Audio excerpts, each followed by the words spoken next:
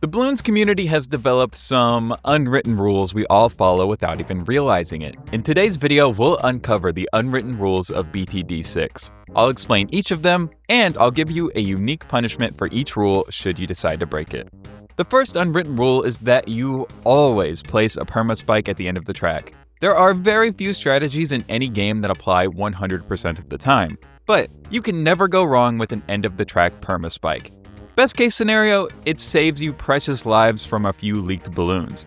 Worst case scenario, it doesn't get used most of the game, and when any blimp slips through, the perma decimates it with all the spikes that have been saved up over the course of the game. Both winning scenarios. It's always going to get used and save you some way or somehow. It's a perfect addition to any strategy. If you break this rule, you have to win a normal game only placing down spike factories.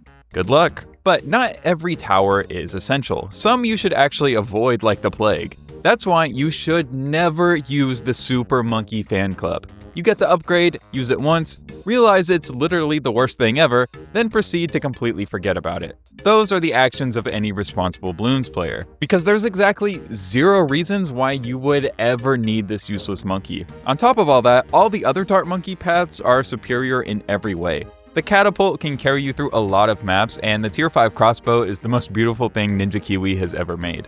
The fan club sucks so much, and the other paths are literally goats. You'd have to lose your mind to ever use this fraud fan club. If you break this rule, you have to rename your dart monkey to Bloon Kisser. And if you don't have access to names, do the next boss without any monkey farms. Our third rule is for all my ninja monkey enjoyers out there. You've always got to invest in seeking shurikens if you're going top path. If you're a baby Bloons fan, maybe you've made the mistake of throwing distraction action on your ninja monkey. It's okay, mistakes happen, but now it's time to get educated and correct them. What most people don't realize is seeking shurikens is accurate, like really accurate. So much so that even though it seems like a purely support ability, it increases your pop rate drastically. When you're going top path, you're constantly adding to the number of shurikens being shot out, and the more you add, the more you start missing all of them. Even though you're shooting out 4 shurikens, you're only hitting like 2. But when you invest in seeking shurikens, you almost guarantee all your shurikens hit. While an unassuming skill at first, seeking shurikens is essential for any top path ninja monkey. If you break this rule, you're punishing yourself by missing half your shots, so have fun with that, I guess. The top path ninja monkey rule was kinda specific, but this next rule applies to everyone who plays Bloons. Never use insta monkeys. They're for admiring, not for using. At this point, hoarding items is a universal experience, and Bloons isn't an exception. Even though it seems wise to use it when you need it, you'll thank yourself later when you have a beautiful array of instas to admire. Added on, unless you're literally going through a Bloon apocalypse, you really don't need them. If you do end up using them, you could become reliant on them and leave your ability to concoct a solid strategy behind. In all honesty, the only real reason is, if your friend hits an instant spread on you, you need to be able to match him. If you break this rule, get flexed on by my Insta collection. That's the power of delayed gratification. But if you want instant gratification, drop a like on this video and subscribe right now. We're releasing high quality Bloons content and you won't want to miss a single video. If you break this rule, you're never allowed to open Bloons TD6 again. Number 5. We all place down our free dart monkey, but let's be real, no one ever upgrades that thing. That little guy is a monument. He's a symbol of your humble beginnings, the first line of defense against the Bloons. His job is to pop those first few reds and blues and then be forgotten with honor. Every dollar you spend on him is a dollar you could have spent on a hero or a tower that's actually meant for the job. He's perfect the way he is, and any attempt at changing him makes you unappreciative and controlling. He fought his war and now he's in retirement. He did so much for you at the start of the game. Let him relax. If you break this sacred rule, you have to beat a hard map with only dart monkeys. Good luck, you're gonna need it.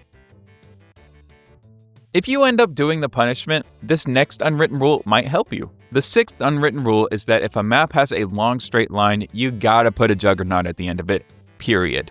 This isn't a suggestion, it's a geometric necessity. Some towers are good on curves, some are good everywhere, but the Juggernaut was born to stare down a hallway and unleash hell. When that massive spike ball travels down the entire track, it racks up an impressive pop count that is undeniably the GOAT.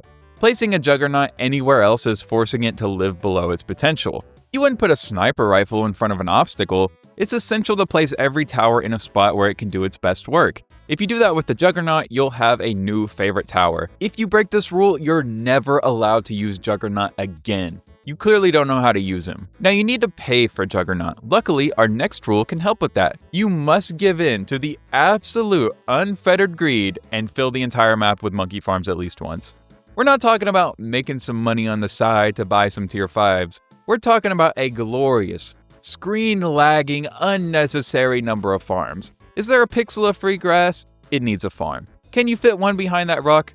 Do it. This isn't about winning, it's about painting a realistic picture of what a war with Bloons would really look like. The monkeys on the front line and the elite, you, watching from above and profiting from it all. If you haven't done this, your punishment is to beat a hard map, but you can't place your final tier 5 tower until at least 80% of the usable land is covered in farms. But how are we going to use all the money we have? You need that money for Alchemist because you are obligated to buff every big damage dealer with an Alchemist.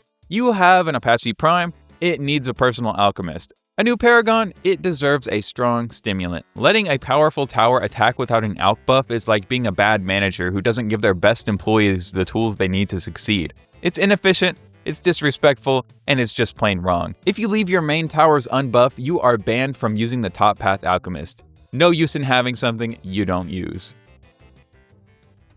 This next rule isn't about what you place, but how you place it. The 9th unwritten rule is that you will obsess over every single pixel of your tower placement. Since we're playing funny monkey game, it makes sense that you would return to your most primal urges, like making sure everything is perfect. Your punishment for just sloppily throwing down your monkeys, you have to look at the crooked, asymmetrical mess you've created. That's it. That's the punishment. That obsession with perfection leads to our 10th rule. You never have a level 1 Paragon. A degree 1 Paragon is a monument to failure. It's a sign that you were lazy and didn't put in the work. Settling for the bare minimum is an insult to the very idea of a Paragon. If you create a degree 1 Paragon, you are not allowed to use Paragons for a month. You must relearn the value of sacrifice. But before you can even think about Paragons, you have to prove yourself. The 11th rule is that you must attempt Chimps on every map at least once before you look up a guide. You owe it to yourself to try and to fail, and to learn the map's cruel tricks on your own terms. Looking up a guide without at least first tasting the defeat that the map gives you is like reading the last page of a book first. You rob yourself of the journey. If you immediately look up a guide, your punishment is that you must now black border that map without any extra money-making resources like farms or Benjamin. Good luck, brokey. But even if you master every strategy, some things are out of your control. This isn't a rule you follow, it's a rule the game enforces upon you. No matter how good your device is, it will always crash in the late game. Your phone could be powered by a small star, your PC could be a NASA supercomputer. It does not matter. Around 150 or so, the game will decide it's had enough and unceremoniously break. There's no apparent reason why my $3,000 computer can't handle a literal mobile game, but I couldn't see anything on screen for the last 50 rounds anyway, so who cares? Speaking of things the game gets wrong, the in-game labels are lying to you. The 13th unwritten rule is the universal truth that half cash is way harder than Chimps. This isn't even a debate. Chimps is a fair fight, a solid and respectable challenge. Half cash is a street mugging. It starves you of your resources, takes all your strategies, and leaves you feeling weak. It's not a test of skill, it's a war of attrition designed to break your spirit and make you spam boomerang monkeys. If you disagree, go do half cash on an extreme map. Go ahead and walk the walk. Let's zoom out from the Bloon conflict for a minute, because the 14th rule takes place in the menus. You have to experiment in the main menu and figure out all of the Easter eggs at least once. Click literally every pixel on the screen and find all those cute little animations and Easter eggs. A true fan explores every corner of the game, not just the part where you pop balloons. If you haven't done this, you have to play with the default music on until you find every single Easter egg. Sometimes it's our own habits that hold us back. Our next rule is we all have a monkey whose abilities we don't care enough to use. Maybe it's the total transformation, maybe it's the Moab eliminator. You buy the upgrade to have the monkey, but you never remember to actually click the button. It just sits there, a silent testament to your own laziness. If you break this rule and actually use your abilities like a sweat, good job, you're playing the game right. This next experience is a rite of passage. You have to lose to a single red balloon in Chimps at least once. You've beaten round 98, you feel invincible, then, out of the corpse of a ZOMG, a single red balloon emerges and floats lazily past your $2 million setup, and you lose. This is the game humbling you, reminding you that it's not over till you see the victory screen. If this has never happened to you, go and beat Chimps with 2 towers right now if you think you're so good at the game. How you handle a loss says a lot about you. The 17th unwritten rule is you never, under any circumstances, pay to continue a game. When you die, you die. That continue ? Screen is a test of character, and clicking it is a failing grade. A real victory is earned from round 1 through strategy and flawless execution. We take our losses with honor, and to be honest, it really just adds up and makes you broke. But if you break this sacred rule, you must spend all your monkey money on pools. You don't gotta use them, but you gotta buy them. This next rule is a matter of philosophy. The 18th rule is that powers are for admiring, not for using. Like Insta monkeys, your power-ups are a collection. They are trophies symbolizing your victories, not tools to make the game easier. A true victory is earned without them. If you use a power on a non-boss run, you have to sell one of your instant monkeys as penance. This one is about keeping things tidy. You must pay to remove all the debris on whatever map you're on. The corn on cornfield, it has to go. The rock on cracked, get it out of here. It doesn't matter if you don't need the space. It doesn't matter if it's over your budget. It's a moral imperative. We play on a clean map, period. If you play on a cluttered map, your punishment is that you're never allowed to remove debris again. There are many paths, but only one is righteous. The 20th rule is that in most circumstances, the 205 Subcommander is the only sub-monkey you should be using. The sheer power of an army of triple gun subs all buffed into oblivion is unmatched. The other paths are fine, but this one is law. If you use another sub path as your main defense, you're not allowed to use subs at all on your next water map. You must think about what you've done. This next one is for all my AFK maxers out there. The 21st rule is that you never actually control any of the controllable monkeys. You lock your dartlings in place and you give your ace a flight pattern and pray. We set things up and trust the system. If you insist on manually controlling your towers, your punishment is you have to beat a map using only towers that require manual control. Have fun breaking your game whenever you click literally anywhere. Number 22. Check your profile. I guarantee that the Dart Monkey will be your most used monkey. Whether it's the free one at the start or the cornerstone of your Chimps run, he's always there. He is old reliable. He is the beginning and the end. There is no punishment, just a clear rule that we all follow. Back to our capitalist instincts. The next rule is you always try to fit one more farm in, even when there's no room left at all. You will squeeze it into any corner, its pixels overlapping with another building, glitching into the back rooms. The pursuit of wealth knows no physical boundaries. If you don't always push for one more farm, you're sentenced to only play Bloons Super Monkey 2 from now on. Now let's go back to the most important part of your strategy, aesthetics. Your towers always have to be perfectly symmetrical, even if it doesn't make gameplay sense. You place a Tack shooter on the left side of the track, you are now obligated to place another one in the exact corresponding position on the right, even if it doesn't make any sense strategy-wise. Why? Because we are not savages, we crave balance. If you create a chaotic asymmetrical layout, your punishment is that you must beat any hard map, but you're only allowed to place towers on one side of the map. Number 25, you have to forget about camo balloons and hopelessly lose the round at least once. It doesn't matter if you're a veteran or a noob, if you forget to place one monkey that can see camos, it's game over. It's the universal reminder that no matter how powerful you become, hubris is the great equalizer. If you claim this has never happened to you, you're a liar, and your punishment is that you must beat a hard map without any camo popping monkeys. It's time for radars. Speaking of camos, normal camo balloons aren't your biggest worry. You will get absolutely wrecked by DDTs because you aren't prepared at least once. Round 90 hits, you're feeling good, your defense is solid, then these quiet black blimp-shaped nightmares glide onto your screen and your towers just watch them.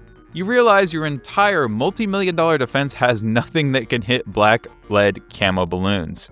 It's not a leak, it's an execution. If you were somehow born with the knowledge of how to counter DDTs, you're never allowed to use monkey knowledge again. You're clearly so good, you don't need it. This next one is a pain of your own making. You have to experience the agony of hoarding cash for a Paragon, only to die moments before you can afford it. You're at 480,000, you just need one more round. You greedily hit start, ignoring the fact your defenses are tissue paper against the impending wave of fortified DDTs. You watch in horror as your lives evaporate. It's the ultimate lesson in greed. The game has already punished you more than I ever could. Number 28. Sometimes, even when you win, you have to do something pointless. When grinding for a border, you always go into free play mode, even if it's a total waste of time. You've beaten Chimps, you have the medal, there's absolutely no reason to continue, but you do it anyway. You click free play to watch your defense annihilate round 101 as a sort of psychological victory lap. If you don't take your victory lap, you're not allowed to play in free mode for any reason for a whole month. Number 29, you always find a way to use a monkey sub because they're that good. Even on maps with tiny puddles, you'll find a way to cram a sub in there. Their global range and immense power are just too good to ignore.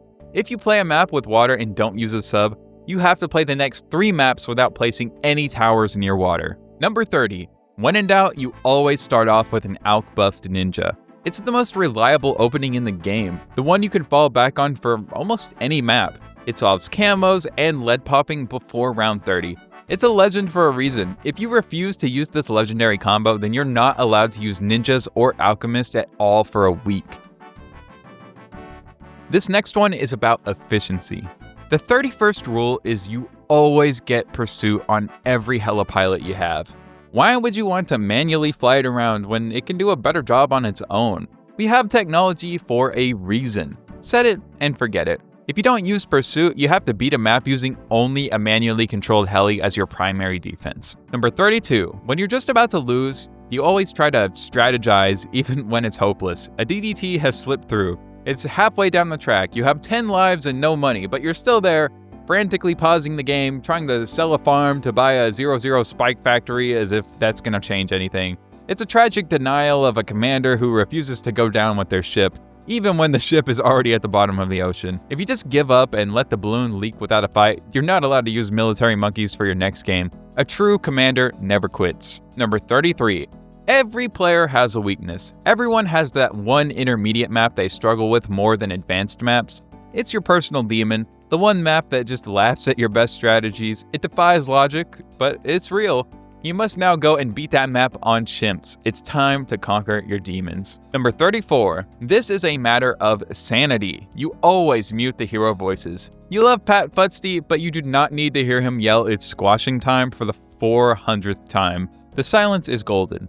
It allows you to focus on the sweet, satisfying sound of popping balloons. If you play with the hero voices on, your punishment is you have to listen to them, all of them, for the entire game. Number 35. Some towers are just untrustworthy. The 35th rule is that the monkey wizard never placed the wall of fire in the right spot until the update where you could just place it yourself. You used to have to place him in the most perfect, ideal location imaginable, and he would just repay you by summoning his firewall 3 inches to the left, completely missing the main track. Sometimes it feels like he's helping the balloons. There's no punishment I can imagine that's worse than the pain of watching a firewall spawn on the wrong part of the track. The wizard is doing the punishing. Number 36. The 36th rule is the ultimate sin. Never buy hero levels with cash. Every dollar you spend to level up your hero is a dollar you've stolen from your defense. It is the single most inefficient use of money in the entire game. You earn hero levels through combat and time through honor. Buying them is the ultimate shortcut of the desperate and strategically bankrupt. If you buy even a single hero level, you are never allowed to use heroes again. You cannot be trusted. Number 37. When a new event comes out, we all don't read the rules the first time. You jump in blind and have absolutely no idea what's going on as you immediately lose. This is how we learn. Through failure. Through pure, unfiltered chaos. Reading the rules before is its own punishment. You are a coward. Number 38. This is non-negotiable. You must always have Autostart on. We are here to pop Bloons, not to sit around and admire the scenery between rounds. The faster World War Bloon is over, the better. The second a round ends, the next one begins. Waiting is for the weak. If you play with Autostart off, you have to beat a map on Impoppable, but you're not allowed to fast forward. Number 39. And for some reason, you always have fast forward on. Life is too short to watch Bloons move at normal speed. If your screen isn't constantly moving at double speed, you're just wasting your life. This is the only way to play. Your punishment for playing on normal speed is that you have to black border an intermediate map with only ice monkeys. But you can have support monkeys. Number 40, and the final most important rule of the entire community, you never admit you used a guide to help black border a map. Did you secretly watch a guide because Chimps on this map is way too hard? No, you didn't. You just had a stroke of strategic genius. You figured out that precise 024 sniper placement all on your own. Your friends don't need to know about the spreadsheet you have open on your second monitor. If you break the code of silence, your punishment is you have to actually beat your next expert mat on Chimps with no guide. And that was all of the unwritten rules of Bloons. Are there any rules that weren't on this list? If you enjoyed this video, leave a like and subscribe, and go ahead and click the video on screen. If there isn't one, you're here early and we'll have new videos out soon. Welcome to the Bloons Hate Club. See you next time. If you want instant gratification, you should drop a like on this video and subscribe to the channel. This is our very first video. Let's see if we can hit 100 subs.